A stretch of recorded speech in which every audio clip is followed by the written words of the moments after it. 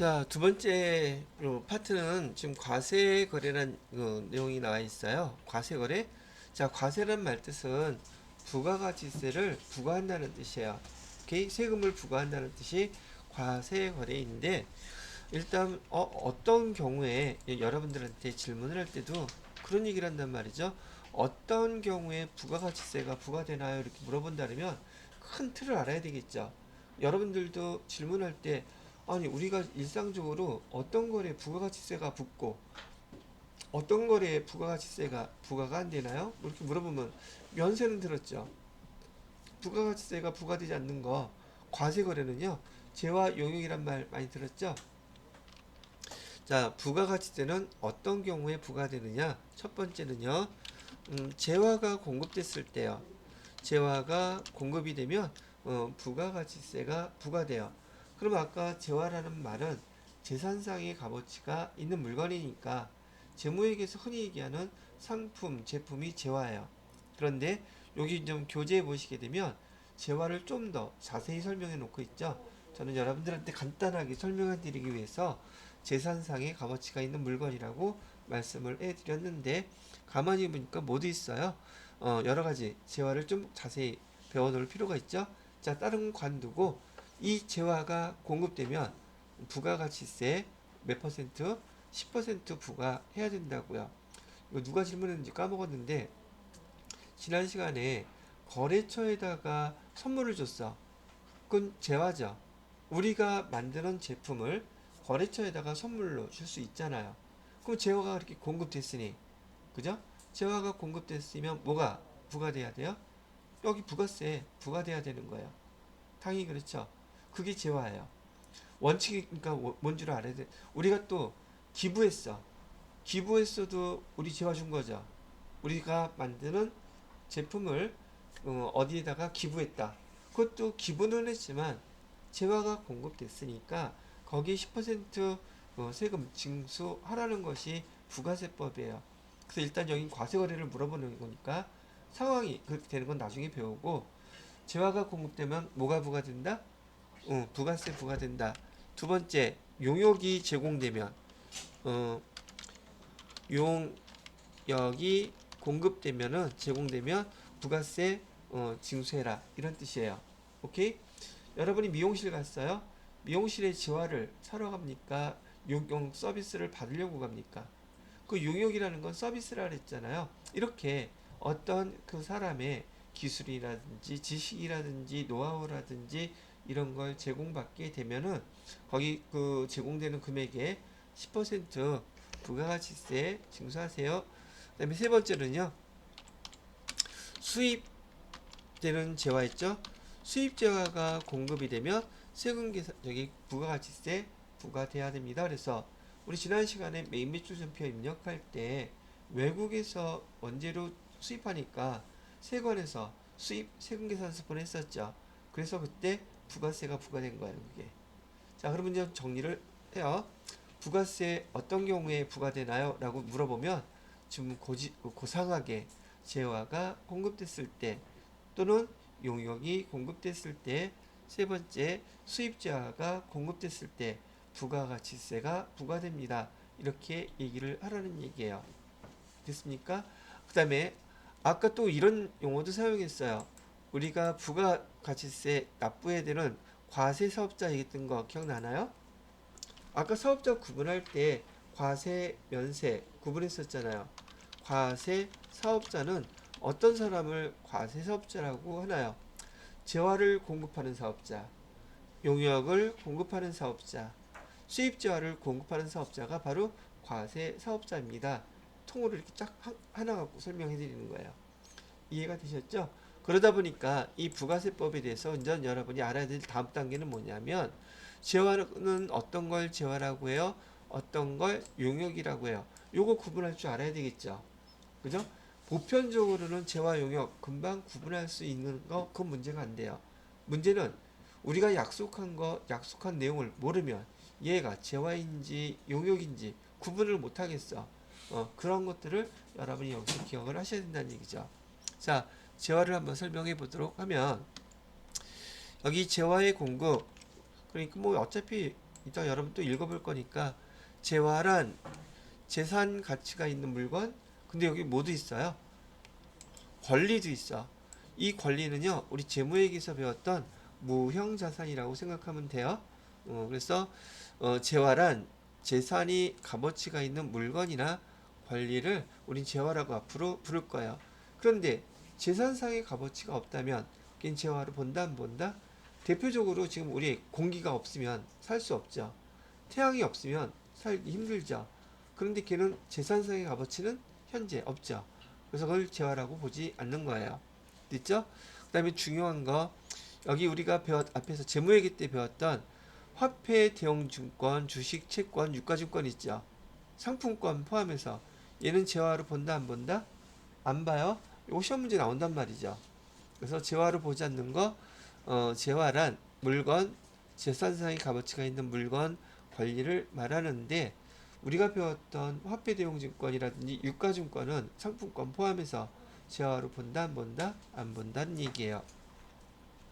자, 공급이란 말, 재화의 공급이라는데, 공급이라는 거 대표적인 용어가, 키워드가 인도 또는 양도하는 거예요. 자, 인도, 양도, 우리 보통 많이 쓰는 용어 중에서 동산, 부동산 많이 쓰죠. 동산, 우리 뒷동산? 아니, 그거 말고요. 부동산, 부동산이 뭐예요? 일단 한자어로 부, 아닐 부자예요. 아, 오래간만에 또 써봐 이거. 이거 써서 뭐하게? 안 써도 되지.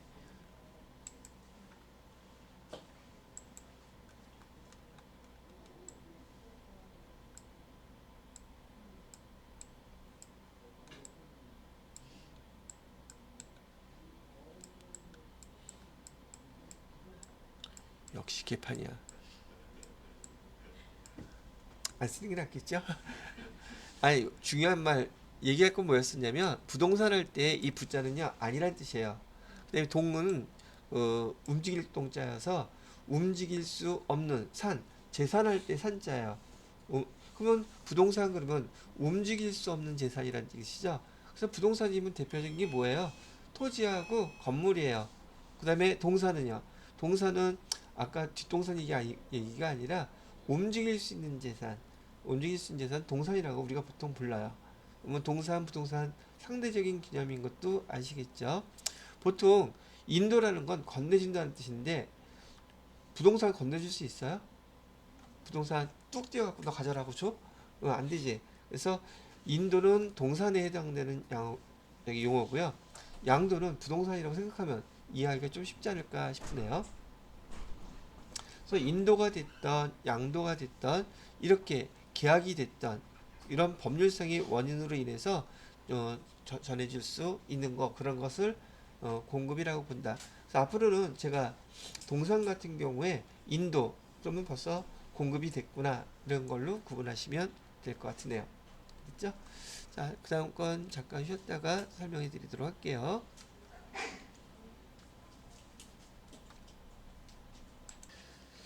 자, 그 다음에 용역이라고 되어 있는 것은 제가 여러분들한테 이제 설명할 때는 재산상의 값어치가 있는 여기선 영무라는 말 쓰고 있잖아요. 이 영무란 말은 한자어로 힘쓰는 일이란 뜻이에요. 힘력자하고 업무, 일무자라 그래서 힘쓰는 일이라고 얘기를 하는데 보통 우리 사람의 힘이라는 것은 물론 힘을 쓰는 노동력이라는 것도 있고요. 그 다음에 미용실 갔을 때 기술, 그 다음에 그 지식, 그 다음에 노하우, 이런 것들을 서비스 받고 나서 돈을 낸다. 뭐 재산적인 값어치가 있는 사람의 힘이잖아요. 그래서 이런 것들을 우린 용역이라고 부르고 요즘 말로는 서비스라는 서비스업 이런 말을 많이 듣는단 말이죠. 자, 그러나 논, 밭, 과수원, 목장, 임야 또는 염전 여기 중요한 포인트가 임대업이에요. 임대업은 용역의 범위에 포함되지 않는다라고 되어 있는데 얘가 뭘 설명하기 위해서 이런 말이 나왔느냐면요. 우리 아까 재화라고 했을 때 아까 토지 이거 토지는 부동산이잖아요. 얘를 갖다가 매각하게 되면 얘는 재화로 봐요. 오케이? 그 다음에 얘를 갖다가 만약에 임대를 했다. 이거 그거 임대를 하게 되면 얘는 용역으로 봐요. 즉 여러분이 약속 중에서 이따가 다시 한번 정리해 드릴 것이긴 한데요. 토지를 갖다가 매각, 팔면 재화, 그다음에 임대하면 용역으로 본다. 또 부동산 중에 또 하나 뭐 있었죠? 부동산 중에서 건물 있죠. 이 건물도 매각을 하면 재화로 봅니다. 팔면. 근데 얘를 똑같이 임대를 했다. 그럼 뭘로 본다? 용역으로 본다. 근데 이렇게 부동산하고요. 제가 얘네들을 묶어서 부동산이라고 불렀는데 이 부동산하고 우리가 재무회계 때 배웠던 무형자산 있죠. 무형자산 똑같아요. 그래서 영업권이나 특허권도 임대, 빌려주면 용역으로 구분을 하는데요. 팔았다 그러면 재화로 구분을 합니다. 그래서 요 기준되는 요 약속을 모르게 되면 얘가 용역인지 어떨 때는 재화라고 했다가 용역이라고 했다가 헷갈릴 수 있는 항목이잖아요. 근데 세법에서 약속을 한 것이기 때문에 이렇게 기억을 해두시면 되겠다는 얘기예요. 그러니 여기서 논, 밭, 과수원, 목장, 임야 이게 다 지금 토지잖아요. 그죠? 근데 임대했는데 여기 용역의 범위에 포함된다 안 된다? 그리고 얘네들을 가만히 보니까 다 뭐와 관련돼 있어요? 우리 필수적인 1차 산업과 관련된 것들이죠. 이런 것들은 빌려주더라도 임대하더라도 용역에 포함되지 않는다고 미리 설명을 해놓은 거예요. 요건 만약에 문제가 나온다면 세무 2급 정도에서 문제가 될 수 있을 정도 아닐까 싶은 생각이고요. 자, 용역의 범위 밑에 있는 것들은 한번 어떤 업종인가 쭉 보세요. 다 사람이 물건을 팔고 그런 것들이 아니라 다 뭐예요? 서비스업을 우리가 보통 얘기하는 것들이죠. 이거 외울 필요는 없어요. 이런 거 있구나 정도만 아시면 되겠습니다. 그럼 일단 우리가 앞에서 여러 번 얘기했던 용역이 뭔지 그다음에 재화가 뭔지는 여기서 설명을 해놨죠. 이렇게 구분을 할 줄 아시면 되겠습니다. 자, 그다음에 재화나 용역이 공급되면 부가가치세가 부과된다는 거 아까 설명을 해드렸는데, 자, 요것도 문제 나와 있으니까 교재 나와 있으니까 구분을 해드리는 거. 이것도 시험 문제 잘 나와요. 왜요? 이것도 약속한 거기 때문에 그래요. 우선 우선 여기 제가 써드린 것 중에서 여기에 해당되는 거를 먼저 보죠. 여기 특허권이라고 되어 있죠. 이 무형자산이에요. 양도하면 재화로 보게 되어 있죠. 대여하면 용역이라고 보라고 되어 있죠. 건물하고 똑같다 그랬었어요. 그 다음에 무조건인 거. 건설업과 관련된 거는 무조건 따지지 않고 용역으로 구분합니다. 건설업은 뭘로 구분하라고요? 용역으로 구분해라. 자, 그 다음에 앞에 있는 것 두 가지가 여러분들한테 설명드려야 될 내용인데, 여기서 정리를 한번 해볼까요? 첫 번째, 부동산 중에서, 토지, 건물, 앤드, 무형자산. 얘네들은 크게 두 개로 나누어서 여기를 매각, 양도, 팔게 되면 얘는 뭐로 보고 재화로 보고요. 그 다음에 임대 빌려주게 되면은 얘는 용역으로 구분하세요. 두 번째로는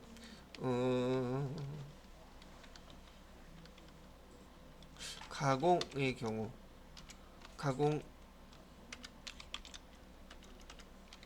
가공은 뭘로 봐야 된다? 용역으로 봐라. 근데 가공 중에서 일부 또는 전부 했을 때는 재화를 봐라. 크게 두 가지만 구분하시면 되겠습니다.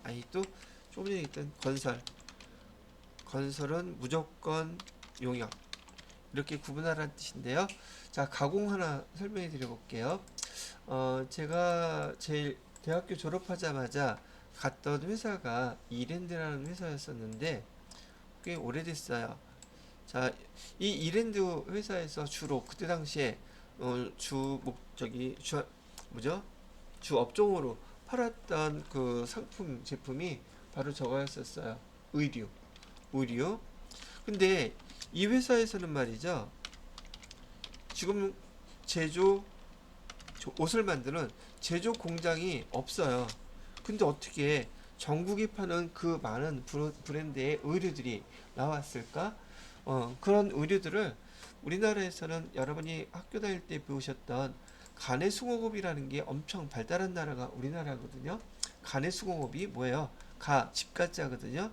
그래서 집안에서 수공업, 손으로 만드는 작업들을 할 수 있는 소규모 영세 업체들을 얘기해요. 가내수공업이 발달한 나라가 바로 우리나라인데 서울에 동대문이라는 근처에 가잖아요. 그러면 이런 소규모 사업체가 엄청 많아요. 어디? 동대문. 물론 서울에도 뭐 여기저기 널려 있는 데는 많이 있겠지만 그래서 이게 수백 수천 군데야. 수천까지는 모르겠지만 수백 수천 그런 업체들이 옷을 만들어주는 업체들이 많이 있단 말이죠. 근데 이 이랜드라는 데에서 이런 많은 업체들한테 그 디자인, 옷 번호하고 거기 옷을 만들 수 있는 모든 재료를 다 제공해 주는 거야. 그리고 그걸 완성시켜 가지고 다시 납품을 해주게 되면 수고한 대가를 줄게요. 이렇게 얘기를 했던 거죠. 그러면 그 의류업체에서는 순회 가공업을 하는 가내수공업을 하는 그 업체에서는 자기가 돈 들여서 산 거는 있다 없어? 없다? 전혀 없어요. 원단도 주고요. 거기에 액세서리 다 주고 옷 어떻게 만들어 달라고 디자인법까지 다 준 거야. 그럼 그 회사에서는 뭐만 해주면 돼요?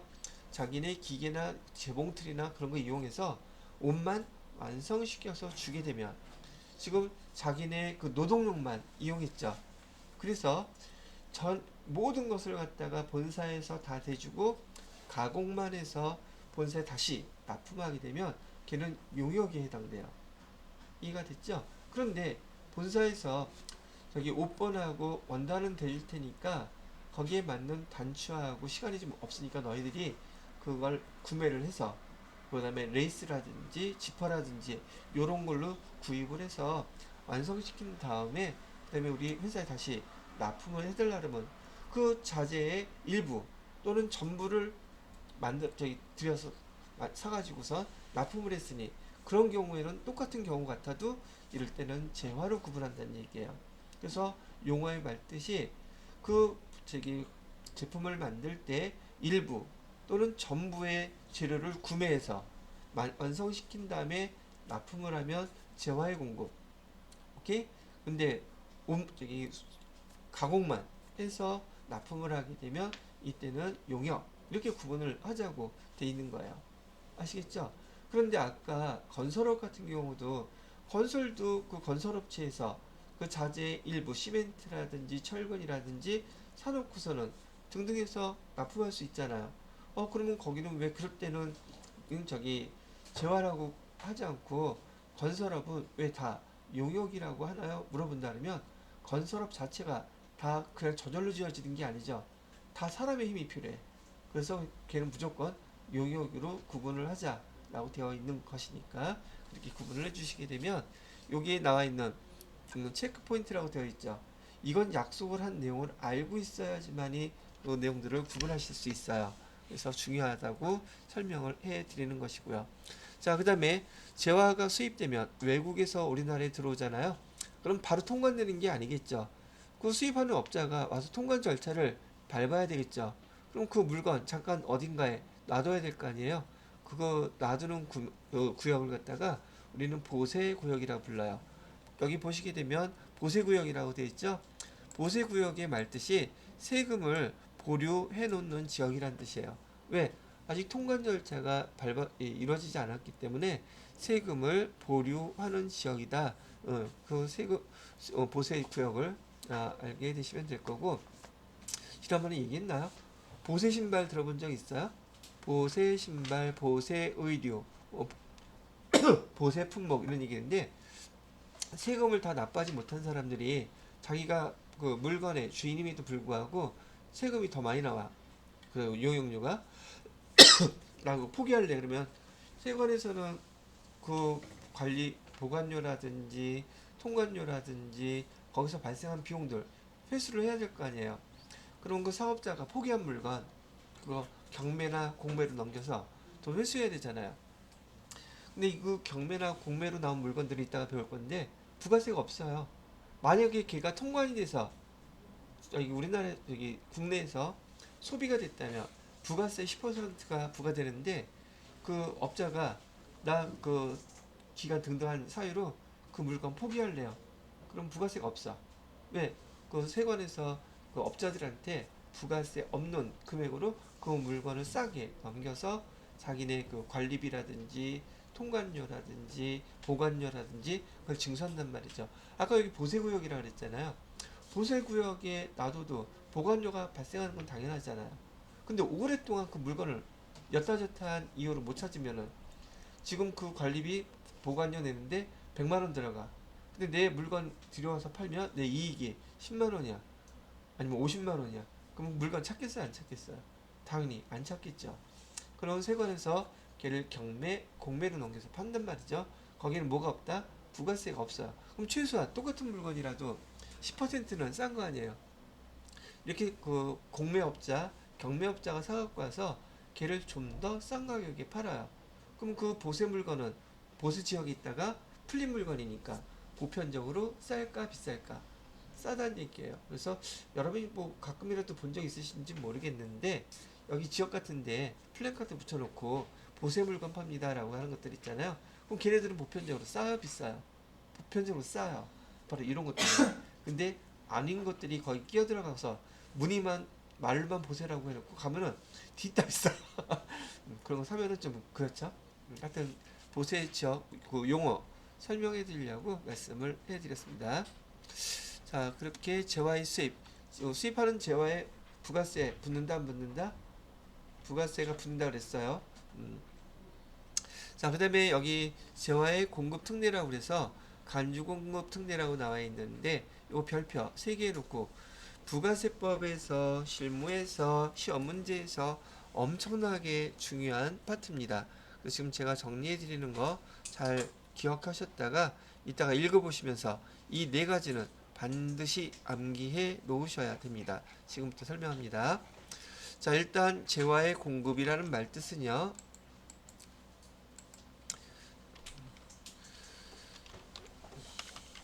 재화의 간주 공급이라고 되어 있는데 이 간주 공급의 말 뜻이 그 재화를 어떻게 했다?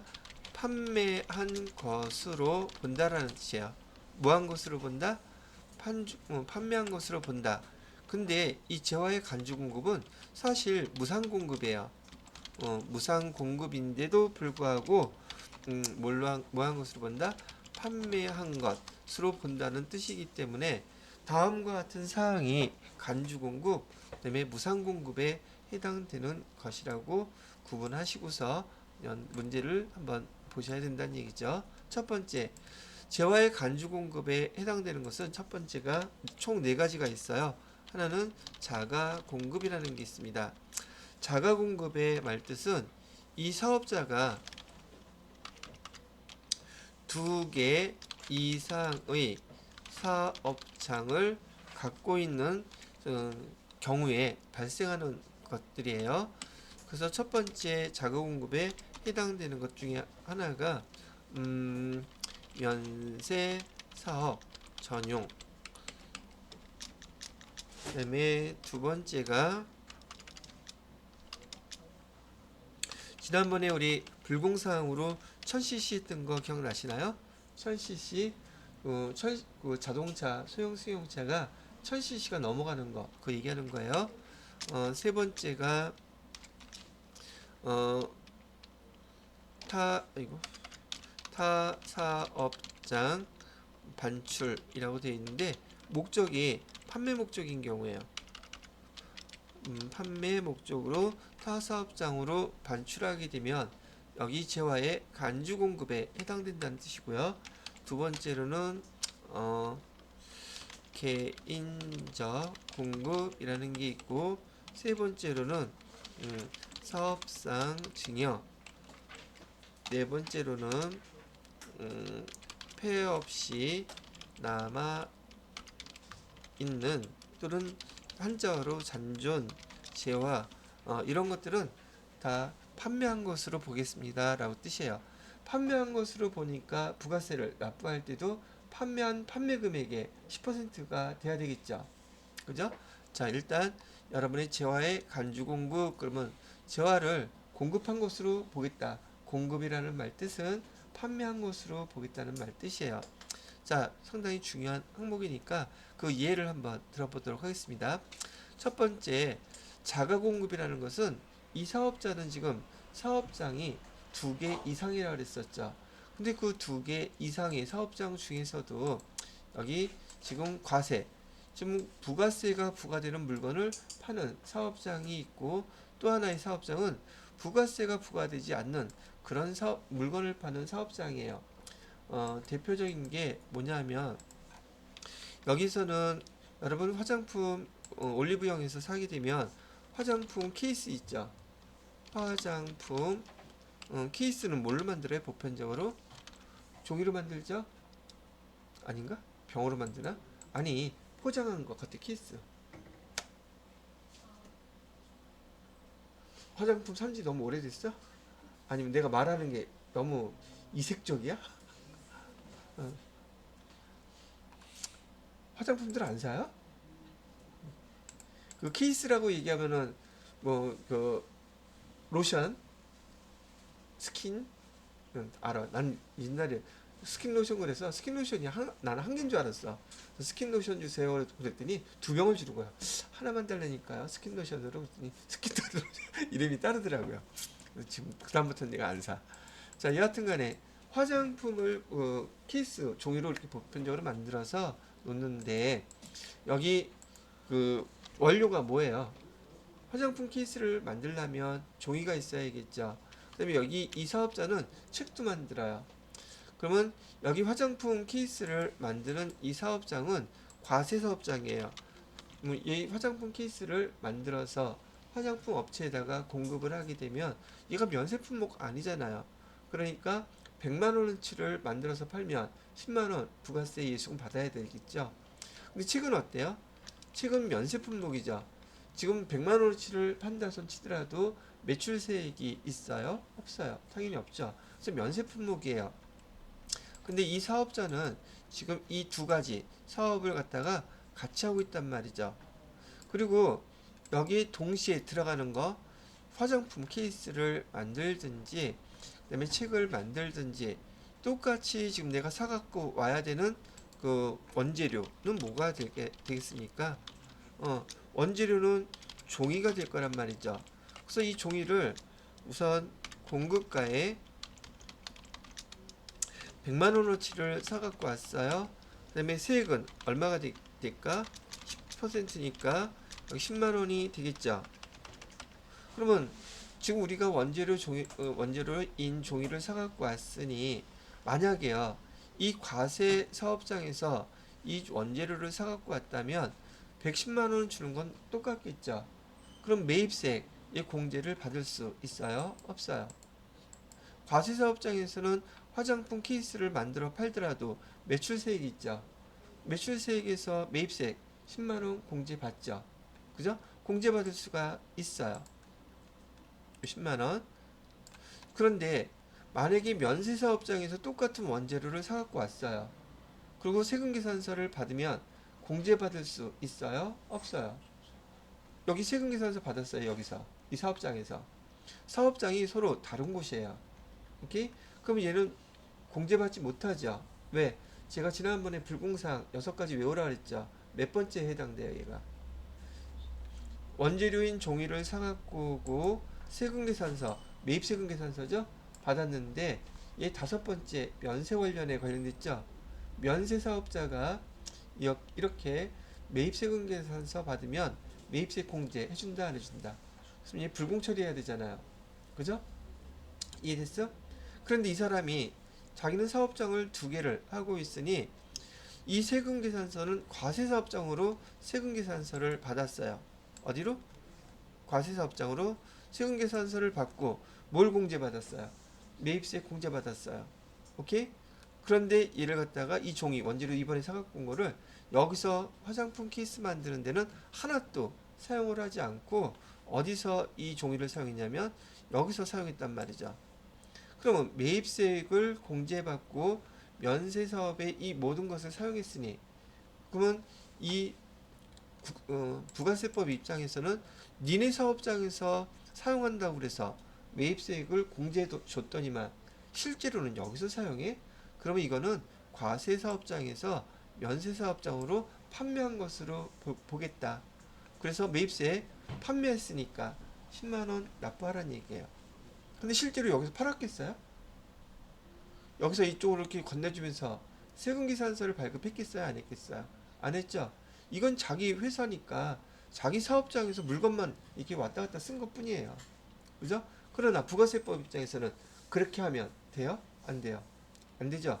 매입세액을 공제해주는 이유는 그 사업장에서 사업한다고 사용하겠다고 했기 때문에 공제해준 것인데 면세사업장에다가 이렇게 전용을 하게 되면 여기서 판 것으로 보아.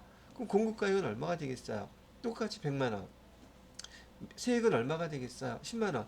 판매를 한 것으로 봤으니까 실제 판매는 했다 안 했다? 실제로는 판매하지는 않았지만 부가세법 입장에서는 여기서 보시는 것처럼 재화의 간주 공급은 판매한 것으로 본다는 얘기를 말치라 했었죠.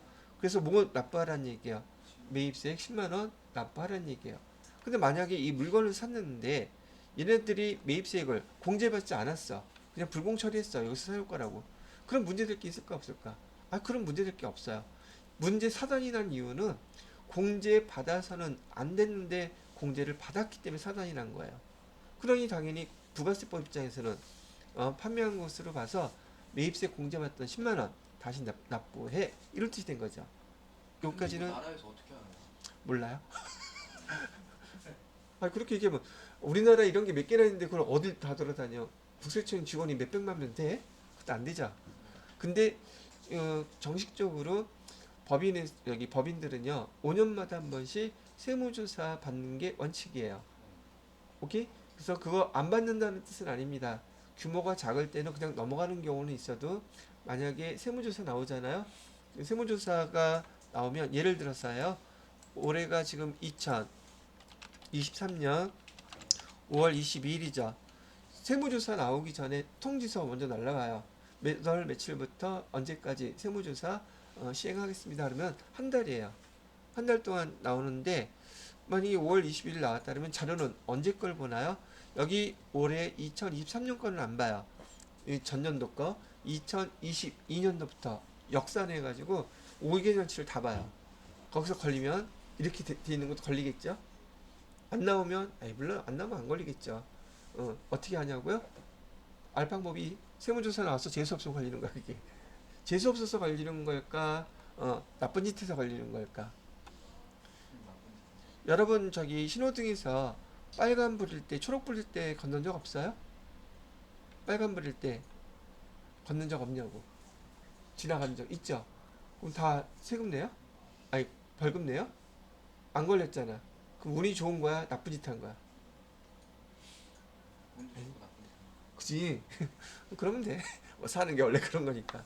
그래서 국세청 입장에서는 세법의 입장에서는요 이렇게 하면 안 되는 거 명확하게 법으로 정해놨죠. 근데 걸리면 어기면 불법이죠. 그럼 거기에 대한 대가를 치러야 되겠죠.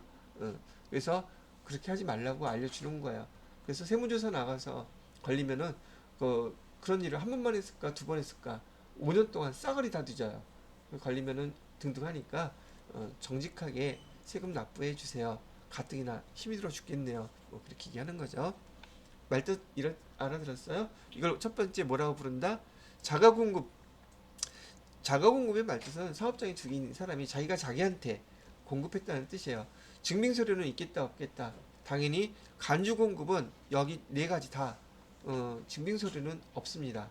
아시겠죠? 세금계산서 발급해 줘야 될 의무도 없어요. 자, 간주공급 그러면 지난번에 증빙서류는 없고 지금 매출세액으로 10만원 납부해야 되죠. 얘를 갖다가 간주공급에 해당되면 이건 세무 2급에서 나오는 말이에요. 간주공급에 해당이 되면 우리가 메인 매출 전표에다가 자료를 입력해야 돼요. 증빙서류는 있다 없다? 없죠. 근데 없음에도 불구하고 매출세액을 납부하기 위해서 메인 매출 전표에 입력할 때 부가세 유형 몇 번을 해야 될까? 그래 빙고. 건별 14번으로 해서 입력하는 거야. 그래서 세무 2급에서는 이 건별 간주 공급이 상당히 중요합니다. 아시겠죠? 자, 그때 가서 세무 2급 할 때 또 얘기는 해드리겠지만 이번에 세무 2급 시험 보는 분이 있으니까 먼저 설명을 해드렸어요. 자, 이번에는 1000cc가 무슨 말인지 설명을 한다면은 지금 1000cc 이상이 들어가는 관련된 그 세금 계산서 받으면 다 불공 처리했었죠. 자, 타이어 교체했어요. 타이어를 교체했는데 그것도 100만 원짜리야. 그리고 매입세액은 10만 원이 되겠죠.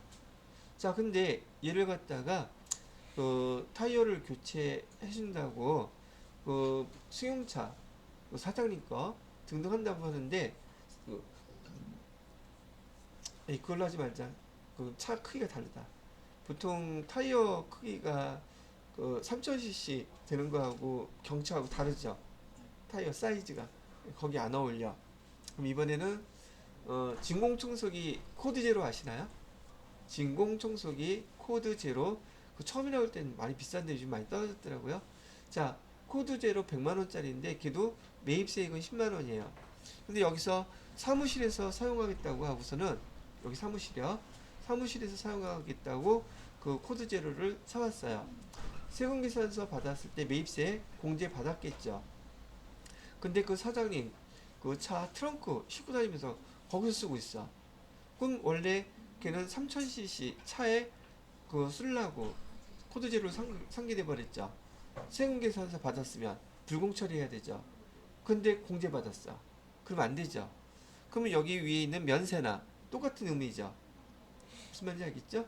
그래서 자가 공급 1000cc 넘어가는 그런 차에다가 사용하면서 여기 세금 공제받은 세금 계산서를 매입세 공제를 받았다면 걔는 간주 공급에 해당되니까 10만원 납부하라는 게 이 말 뜻이고요. 그 다음에 타사업장 반출. 지금 아까 직영매장 얘기 드렸어요. 보편적으로 본사에서 직영매장으로 물건을 보내게 되면 거기서 판매하라는 뜻이지 직영매장이 한테 본사에서 판매한 것은 아니잖아요, 사실. 그죠? 그런데도 그게 만약에 의류였다면 그 의류 재화잖아요. 재화가 직매장으로 공급됐죠. 재화가 공급되면 세금계산서 과세한다 그랬죠. 세금계산 발급해야지 돼요. 그리고 그 물건을 또 다른 고객들한테 판매하는 거잖아요. 그래서 대부분은 실제로 타사업장으로 여기 판매 목적으로 물건을 내보낼 때 지금은 다 세금계산서 발급합니다. 실제로 거기 직영매장이라 할지라도요. 근데 만약에 이렇게 나오는 경우 의류인데 샘플이야.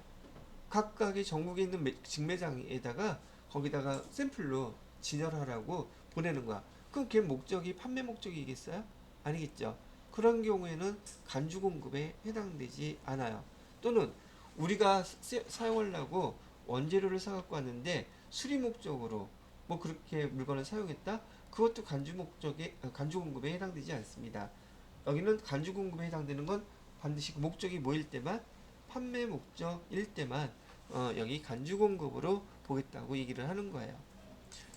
자, 그 다음에 요거 한번 보세요. 개인적 공급. 요거는 별로 어렵지 않은데 개인적 공급은 자, 여기 회사에 지금 우리 회사는 예를 들어서 노트북을 만드는 회사입니다. 근데 여기 사장님이 여기 법인이고요. 사장님이 우리 딸한테 노트북 하나 선물하려고 회사에서 제품을 가져다가 딸한테 선물을 해줬어요. 뭐를? 노트북을. 근데 이 노트북이 시가는 판매 가격은 200만원짜리예요. 근데 노트북 원가는 지금 100만원짜리란 말이죠. 자, 노트북은 재화죠. 재화가 누구한테 공급됐어요? 딸한테 공급됐잖아. 그러면 그 노트북이 재화인데 재화가 그 딸한테 공급이 됐으니 판매한 것으로 봐서 여기 시가 판매한 것으로 본다면 200만원짜리로 보겠다는 뜻이에요. 20만원짜리로 100만원짜리로 보겠다는 뜻이에요. 딸한테 노트북 준 거 시가로 판매가라는 건 시가잖아요. 20만원 이렇게 생기겠죠. 오케이?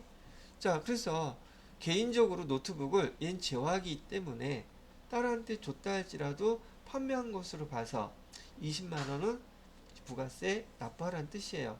이게 간주 공급이에요. 딸한테 노트북 주면서 세금계산서 발행했겠어요?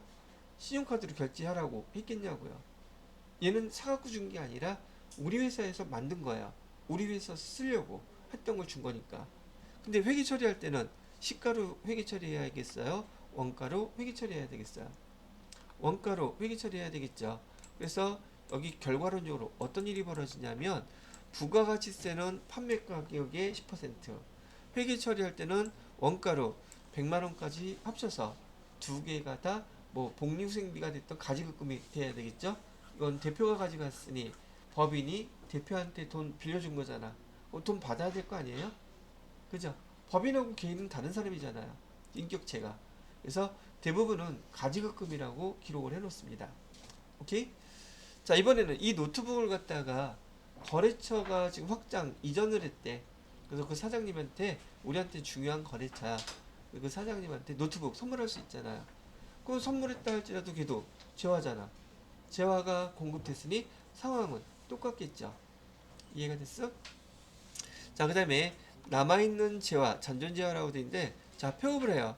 그럼 폐업할 때 다 아직 팔지 못하고 남아있는 재고자산들이 있겠죠. 근데 그것도 국세청에서는 다 판매한 것으로 보겠대요. 그리고 그 금액만큼 매출세, 매입세 계산해서 신고 납부하라는 뜻이죠. 여러분이 폐업 신고할 때 뭐 잘 벌어지는 일은 아닐 수도 있을지 모르겠지만 폐업 신고할 때 우리 더 이상 장사 안 해요. 부가가치세 신고가 끝나야지 폐업 신고 받아줘요.